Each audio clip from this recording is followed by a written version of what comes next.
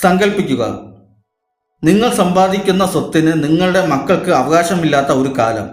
മക്കൾക്ക് അച്ഛൻ്റെ പേര് ഉപയോഗിക്കാൻ അനുവാദമില്ലാത്ത, അച്ഛൻ ഒരു അതിഥി മാത്രമായിരുന്ന ഒരു കുടുംബ വ്യവസ്ഥ. കേൾക്കുമ്പോൾ അവിശ്വസനീയമാണെന്ന് തോന്നാം. എന്നാൽ നൂറ്റാണ്ടുകളോളം കേരളം ഭരിച്ചിരുന്നത് ഈ നിയമമായിരുന്നു, മരുമക്കത്തായം. എന്തായിരുന്നു ഈ വിചിത്ര ആചാരം? എങ്ങനെയാണ് ഒരു ജനത കുടുംബ ബന്ധങ്ങളെ ഇത് മാറ്റിമറിച്ചത്? ചരിത്രത്തിന്റെ ഇരുളടഞ്ഞ താളുകളിലേക്ക് നമുക്കൊന്ന് ഇറങ്ങിച്ചെല്ലാം. ലളിതമായി പറഞ്ഞാൽ, സ്വത്തവകാശവും കുടുംബ മഹിമയും സ്ത്രീകൾ വഴി കൈമാറ്റം ചെയ്യപ്പെടുന്ന രീതിയാണിത്. ഇവിടെ ഒരു പുരുഷന്റെ സ്വത്തിന്റെ അവകാശി അയാളുടെ മക്കളല്ല, മറിച്ച് അയാളുടെ സഹോദരിയുടെ മക്കളാണ്, മരുമക്കൾ. കേരളത്തിലെ നായർ തറവാടുകളിലായിരുന്നു ഇത് ഏറ്റവും ശക്തമായി നിലനിന്നിരുന്നത്. ഒരു വലിയ നാലുകെട്ടിൽ അമ്മയും സഹോദരങ്ങളും സഹോദരിമാരും അവരുടെ മക്കളും ഒന്നിച്ചു താമസിക്കുന്നു. ഈ കുടുംബത്തിലെ ഏറ്റവും പ്രായം ചെന്ന പുരുഷനെ കാരണവർ എന്നാണ് വിളിക്കുന്നത്. അദ്ദേഹം തറവാടിന്റെ അധിപനാണ്. പക്ഷേ അദ്ദേഹത്തിന്റെ മക്കൾ വളരുന്നത് മറ്റൊരു തറവാട്ടിലായിരിക്കും.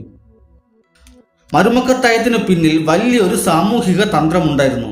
അക്കാലത്ത് ഉയർന്ന ജാതിക്കാരായ നമ്പൂതിരി കുടുംബത്തിലെ മൂത്ത മകന് മാത്രമേ സ്വന്തം ജാതിയിൽ നിന്ന് വിവാഹം കഴിക്കാൻ അനുവാദമുണ്ടായിരുന്നുള്ളൂ. സ്വത്ത് വിഭജിച്ചു പോകാതിരിക്കാനായിരുന്നു ഈ കടുത്ത നിയമം. ബാക്കിയുള്ള സഹോദരന്മാർ നായർ തറവാടുകളിൽ ചെന്ന് സ്ത്രീകളുമായി സംബന്ധം കൂടുന്നു. ഇതൊരു ഔദ്യോഗിക വിവാഹമായിരുന്നില്ല, പകരം രാത്രിയിൽ വന്ന് പകൽ തിരിച്ചു പോകുന്ന ഒരു രീതി. ഈ ബന്ധത്തിൽ ജനിക്കുന്ന കുട്ടികളുടെ സംരക്ഷണം അച്ഛനല്ല, മറിച്ച് ആ സ്ത്രീയുടെ സഹോദരനാണ്, അമ്മാവനാണ് നിർവഹിച്ചിരുന്നത്. അച്ഛനായ നമ്പൂതിരിക്ക് തൻ്റെ മക്കളുടെ മേൽ യാതൊരു അധികാരവും ഉണ്ടായിരുന്നില്ല. മരുമക്കത്തായ കാലത്തെ ഏറ്റവും ശക്തനായ വ്യക്തി കാരണവർ ആയിരുന്നു. തറവാട്ടിലെ ഓരോ അംഗത്തിൻ്റെയും ജീവിതം അദ്ദേഹത്തിൻ്റെ കൈപ്പിടിയിലായിരുന്നു. സഹോദരിയുടെ മക്കളുടെ വിവാഹം, വിദ്യാഭ്യാസം, സ്വത്ത് കൈകാര്യം ചെയ്യൽ എല്ലാം കാരണവരാണ് തീരുമാനിച്ചിരുന്നത്. ഇത് പലപ്പോഴും കുടുംബങ്ങൾക്കുള്ളിൽ വലിയ തർക്കങ്ങൾക്ക് കാരണമായിരുന്നു. സ്വന്തം മക്കളോട് സ്നേഹമുണ്ടെങ്കിലും നിയമപരമായി അനന്തരവന്മാരെ സംരക്ഷിക്കേണ്ടി വരുന്ന പുരുഷന്റെ മാനസിക സംഘർഷം അക്കാലത്തെ സാഹിത്യങ്ങളിൽ നമുക്ക് കാണാം. മരുമക്കത്തായത്തിന് മറുവശത്ത് വലിയൊരു ദുരന്തം കൂടി ഉണ്ടായിരുന്നു. നമ്പൂതിരി കുടുംബങ്ങളിലെ ഭൂരിഭാഗം പുരുഷന്മാരും പുറത്ത് സംബന്ധം കൂടിയിരുന്നപ്പോൾ അവിടത്തെ സ്ത്രീകൾ, അന്തർജനങ്ങൾ ഭർത്താക്കന്മാരില്ലാതെ ഇല്ലത്തിനുള്ളിൽ തളച്ചിടക്കപ്പെട്ടു. അവർക്ക് പുറലോകം കാണാൻ അനുവാദമില്ലായിരുന്നു. പുറത്തിറങ്ങണമെങ്കിൽ മറക്കുട കൊണ്ട് ശരീരം മറയ്ക്കണം.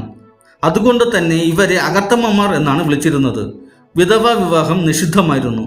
തങ്ങളുടെ യൗവനം 4 ചുമരുകൾക്കുള്ളിൽ ഹോമിക്കേണ്ടി വന്ന ആയിരക്കണക്കിന് സ്ത്രീകളുടെ കഥ കൂടി മരുമക്കത്തായം പറയുന്നുണ്ട്.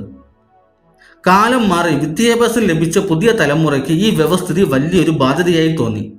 സ്വന്തം മക്കൾക്ക് സ്വത്ത് നൽകാൻ അച്ഛനമ്മമാർ ആഗ്രഹിച്ചു. വീട്ടി ഭട്ടതിരിപ്പാടിനെ പോലുള്ളവർ നമ്പൂതിരി സമുദായത്തിലും മന്നത്ത് പത്മനാഭനെ പോലുള്ളവർ നായർ സമുദായത്തിലും വലിയ വിപ്ലവങ്ങൾ സൃഷ്ടിച്ചു. 1925 നായർ ആക്ട് ഇതിൽ നിലവിൽ വന്ന് മാറ്റം വരുത്തി. ഒടുവിൽ 1976 കേരള നിയമസഭ പാസാക്കിയ കൂട്ടുകുടുംബ നിരോധന നിയമം വഴി മരുമക്കത്തായം പൂർണ്ണമായും അവസാനിച്ചു. മക്കത്തായം നിലവിൽ വന്നു. മരുമക്കത്തായം ഇന്ന് ചരിത്രത്തിന്റെ ഭാഗമാണ്. കേരളത്തിന്റെ സാമൂഹിക ഘടനയെയും സ്ത്രീകളുടെ സ്ഥാനത്തെയും രൂപപ്പെടുത്തുന്നതിൽ ഈ വ്യവസ്ഥിതിക്ക് വലിയ പങ്കുണ്ട്. ഒരു പക്ഷേ മലയാളി സ്ത്രീകൾക്ക് പണ്ടേ ലഭിച്ച സ്വത്തവകാശവും വിദ്യാഭ്യാസ താല്പര്യവും ഈ ഒരു വ്യവസ്ഥിതിയുടെ ബാക്കി പത്രമായിരിക്കാം. എന്നാൽ അതോടൊപ്പം ഒരുപാട് മനുഷ്യരുടെ വ്യക്തിപരമായ നഷ്ടങ്ങളുടെ കഥയും ഇതിന് പറയാനുണ്ട്. ഇത്തരം വിസ്മയിപ്പിക്കുന്ന വാർത്തകൾക്കായി ചരിത്രത്താളുകൾ സബ്സ്ക്രൈബ് ചെയ്യുക.